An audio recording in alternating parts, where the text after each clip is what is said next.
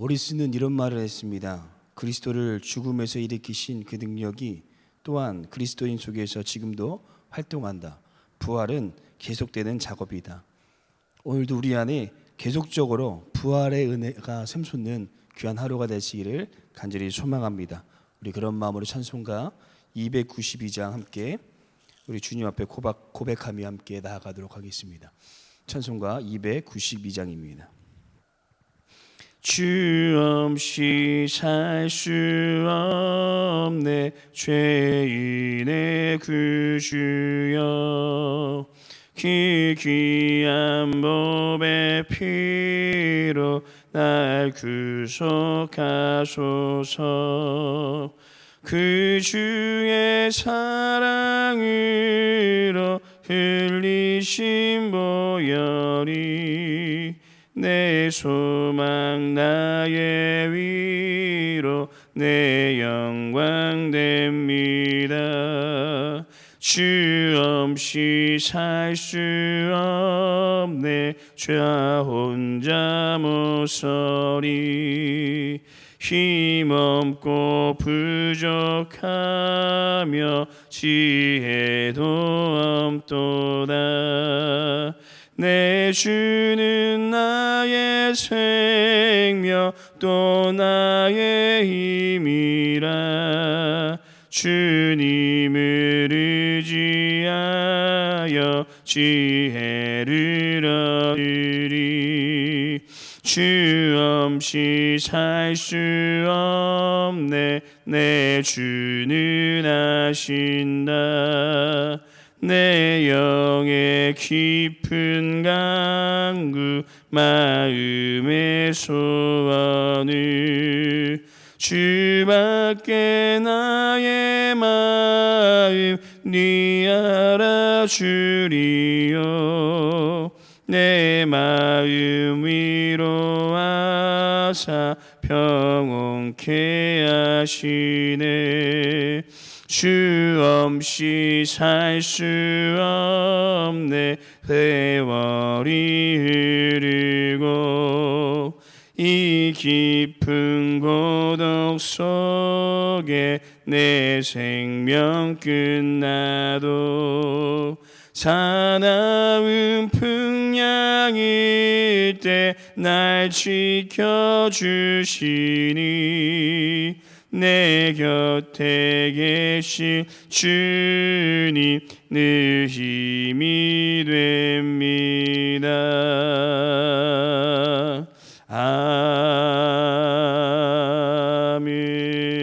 아멘. 우리 함께 기도하시도록 하겠습니다.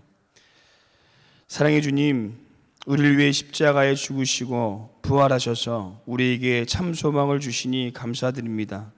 어지럽고 삭막한 세상 가운데 무엇을 의지해야 될지 분별이 되지 않는 이때에 우리의 소망이 되어 주시니 또한 감사드립니다. 죽음을 이기시고 부활하신 그 주님의 능력이 우리 삶 가운데 함께하여 주셔서 우리의 메말랐던 심령과 영과 삶이 주님의 부활의 능력으로 하나님의 기쁨이 샘솟는 은혜의 삶이 되게 하여 주시옵소서. 우리의 참된 위로자여 소망 되신 주님께서 오늘도 우리 삶 가운데 함께 하심을 믿사오며 예수님의 이름으로 기도드렸습니다. 아멘. 오늘 함께 볼 말씀은 여호수아 20장 말씀입니다. 여호수아 20장 1절에서 6절 말씀 함께 보도록 하겠습니다. 여호수아 20장 1절에서 6절 말씀 함께 합독하도록 하겠습니다. 여호와께서 여호수아에게 말씀하여 이르시되 이스라엘 자손에게 말하여 이르기를 내가 모세를 통하여 너희에게 말한 도피성들을 너희를 위하여 정하여 부지 중에 실수로 사람을 죽인 자들 그리로 도망가게 하라. 이는 너희를 위해 피의 보복자를 피할 곳이니라. 이 성읍들 중에 하나에 도피하는 자는 그 성읍에 들어가는 문 어귀에 서서 그 성읍의 장로들의 귀에 자기의 사건을 말할 것이요 그들은 그를 성읍에 받아들여 한 곳을 주어 자기들 중에 거주하게 하고 피의 보복자가 그의 뒤를 따라온다 할지라도 그들은 그 살인자를 그 손에 내어주지 말지니 이는 본래 미움 없이 부지 중에 그의 이웃을 죽였습니다. 그의 살인자는 회중 앞에 서서 재판을 받기까지 또는 그 당시 대제사장이 죽기까지 그 성읍에 거주하다가 그 후에 그 살인자는 그 성읍 곧 자기가 도망하여 나온 자기 성읍 자기 집으로 돌아갈지니라 하라 하시니라. 아멘. 오늘 저희는 부활신앙 도피성으로 그리고 도피성에서라는 제목으로 이 도피성에 대하여 함께 살펴보면서 부활의 의미가 이 단일성으로 끝나는 것이 아니라 우리의 삶에 어떻게 우리가 부활신앙을 품고 계속적으로 살아가야 될지 함께 하나님의 말씀을 묵상하도록 하겠습니다. 첫 번째, 우리가 품어야 할 부활신앙은 도피성으로 나아가는 신앙입니다. 첫 번째 우리가 품어야 할 이 부활신앙은 도피성으로 나아가는 신앙입니다. 도피성이라는 용어를 잘 아시나요? 안시성은 아는데 이 도피성은 조금 생소하게 느껴지실 수도 있습니다. 이 도피성은 하나님의 엄청난 사랑과 인애를 느끼게 해주는 제도였습니다. 여호수아 시대 당시에 이 세상 법은 살인을 하면 눈에는 눈, 이에는 이처럼 이 살인으로 대갚아 주는 것이 법이었습니다. 그것을 행하지 않으면 그 집안에 치욕으로까지 느끼게 되었습니다. 그런데 살다 보면 사람이 이 부지 중에 그 실수로 사람을 죽일 수 있잖아요. 하지만 그 시대에는 그것 또한 용납되어지지 않았다라는 것입니다. 그래서 하나님께서는 이스라엘 백성들에게 이 도피성이라는 제도를 주셨는데 만약에 부지 중에 실수로 사람을 죽이게 된다면 이 도피성으로 피해서 그 죄값을 물지 않고 보호해 주는 제도였습니다. 그리고 대제사장이 죽으면 이 도피성에 있는 자가 받을 죽음을 대신하여 받았다고 여겨져서 그 사람이 이 자유를 얻게 되었다고 합니다. 이 도피성에는 몇 가지 특징이 있는데요. 이 첫 번째는 도피성은 접근하기가 상당히 용이했다라는 것입니다. 요단을 중심으로 양쪽에 3개씩 총 6개의 도피성이 그 당시에 있었는데 그래서 사람들이 어디에서든지 쉽게 도피성으로 나아갈 수 있었고 이 구전에 의하면 매년 그 도피성으로 가는 도로를 보수하였고 도피성의 14km 전에 이 표지판을 만들어서 도피성을 갈 수 있도록 해 놓았다라는 것입니다. 그래서 부지 중에 사람을 죽인 사람이 어디에서든지 쉽게 이 도피성으로 나아갈 수 있었습니다. 그리고 두 번째 특징은 도피성은 단지 법적인 보호를 받을 뿐 아니라 그 안에서 살아갈 수 있도록 모든 것을 공급해 주었다는 특징이 있습니다. 그리고 세 번째 특징은 살인한 사람이 유일하게 도움을 받을 수 있는 것이 바로 도피성이었습니다. 그 당시 문화상 이 살인한 사람들을 그 누구도 도와주지 않았는데 이 도피성에 나아가게 되면 그 사람을 보호하고 도와주었다라는 것입니다. 그리고 마지막으로 이 중요한 특징은 땅 분배라는 아주 중요한 시기를 마무리하는 이 현장에서 하나님께서는 거대한 수도를 건설하거나 화려한 성전을 건축한 것이 아니라 사람들을 품어주고 용서해주는 도피성을 주셨다는 것입니다. 지금으로부터 3000년이 훨씬 전이었던 그 당시 인권의 사각지대였던 그때에 하나님께서 사람들을 얼마나 사랑하셨는지 대해 우리에게 보여주는 아주 중요한 장면입니다. 그리고 더 중요한 것은 하나님의 위대하신 사랑과 인애가 그 구약시대로 끝난 것이 아니라는 것입니다. 하나님께서는 지금 이 시대에 살고 있는 우리들에게도 도피성을 허락하여 주셨습니다. 그분이 바로 우리 예수님이십니다.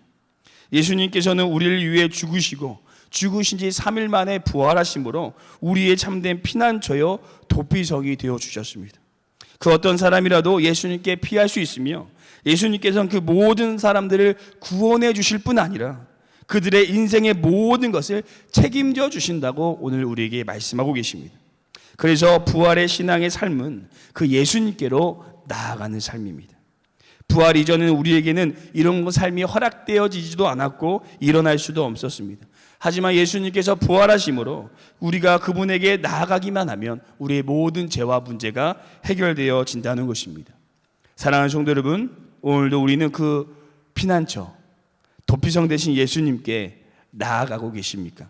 아니면 세상의 다른 곳에 나의 안식을 찾아 나의 치유를 찾아 헤매고 있지는 않으십니까? 오늘 도피성 대신 예수님께서 우리를 초청하십니다. 수고하고 무거운 짐진 자들아 다 내게로 오라. 내가 너희를 쉬게 하리라. 오늘도 그 참된 피난처요 도피성 대신 예수님께 나아가시는 은혜의 삶이 되시기를 간절히 소망합니다. 우리가 첫 번째 품어야 할 부활신앙이 이 도피성 대신 예수님께 나아가는 신앙이었다면, 우리가 두 번째 품어야 할 이 부활의 신앙은 무엇일까요? 우리가 두 번째 품어야 할 부활의 신앙은 작은 도피성이 되어주는 신앙입니다. 우리가 두 번째 품어야 할 이 부활의 신앙은 작은 도피성이 되어주는 신앙입니다. 어느 여름날 한 어린아이가 이 마당에서 놀고 있었습니다. 그런데 갑자기 큰 머리가 날아와서 무엇 때문인지 화가 나는지 그 어린아이 머리 위에 윙윙거리며 날기 시작하는 것이었습니다. 아이는 피하려고 하면 할수록 더 달려드는 벌이 무서워서 울면서 어머니 품으로 달려갔습니다. 놀란 표정을 한 자식을 보고 어머니는 다급히 치마로 몸을 감싸며 두 손으로 아이의 머리를 가렸습니다. 그 순간 화가 난 벌은 아이 대신 어머니의 팔을 쏘았고, 큰 벌의 독침은 뽑을 수 없을 정도로 깊이 박혀버렸습니다. 벌은 다른 곳으로 날아가지 못하고 어머니의 팔에 기어다녔습니다. 겁에 질린 아이에게 어머니는 고통을 참으며 이렇게 말하였습니다. 얘야, 이제 놀라지 말고 나오렴. 내가 내 대신 쏘였으니 괜찮단다. 이제 이 벌은 나에게 아픔을 주었으니 너에게 아픔을 줄 수 없단다. 우리의 영적인 도피성인 예수님께 받은 그 따뜻함, 그 인애와 사랑, 십자가와 부활을 우리만 경험하는 것이 아니라 우리의 삭막한 세상 가운데 마음과 영적인 이 살인을 행한 사람들에게, 어디로 피할 줄 몰라 슬픔과 고통 가운데 빠져있는 사람들에게 영적인 도피성이 되어 주어야 된다는 것입니다. 이것이 십자가에 못 박히시기 하루 전에 예수님께서 내가 너희를 사랑한 것 같이 너희도 서로 사랑하라고 말씀하신 하나님의 뜻이라는 것입니다. 사랑하는 성도 여러분, 6개의 도피성으로 그 당시 많은 사람들이 하나님의 위대한 사랑을 느꼈습니다. 그런데 우리가 이 각자의 처소에서 작은 도피성으로 살아간다면 얼마나 많은 사람들에게 그 하나님의 크신 사랑을 알릴 수 있을까요? 오늘 우리가 우리의 가정에서의 영적인 도피성, 우리의 직장 안에서의 영적인 도피성, 우리의 공동체 안에서의 영적인 도피성으로 살아가는 우리 모두가 되시기를 간절히 소망합니다. 그럴 때 그곳에 진정한 사랑으로 회복되어지고 하나님께서 진정 원하셨던 주님의 사랑이 우리 삶 가운데, 공동체 가운데 흘러갈 줄로 믿습니다. 그리고 그곳이 진정한 하나님의 나라로 변화될 것입니다.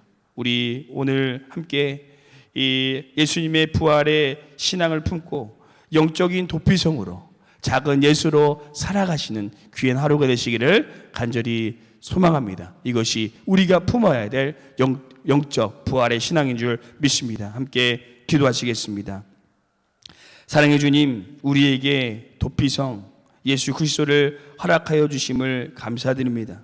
우리가 다른 곳으로 피하는 삶이 아니라 도피성 대신 예수님께 나아가 참된 안식과 평안을 누리게 하시고, 또 우리가 받은 그 주님의 놀라운 사랑을 세상 가운데 나타내는 부활 신앙이 되게 하여 주옵소서.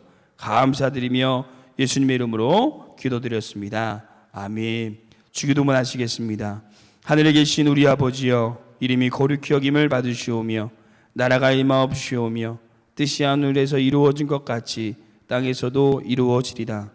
오늘 우리에게 일용할 양식을 주시옵고 우리가 우리에게 죄진 자를 사하여 준 것 같이 우리 죄를 사하여 주시옵고 우리를 시험에 들게 하지 마시옵고 다만 악에서 구하옵소서.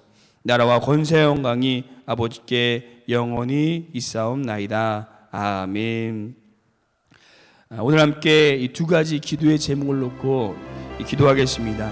첫째로는 부활의 신앙을 품고 다른 곳에서 참된 안식과 쉼을 찾는 것이 아니라 우리의 도피성 대신 예수님께로 피하는 삶, 예수님께로 나아가는 부활 신앙이 되게 하여 주옵소서.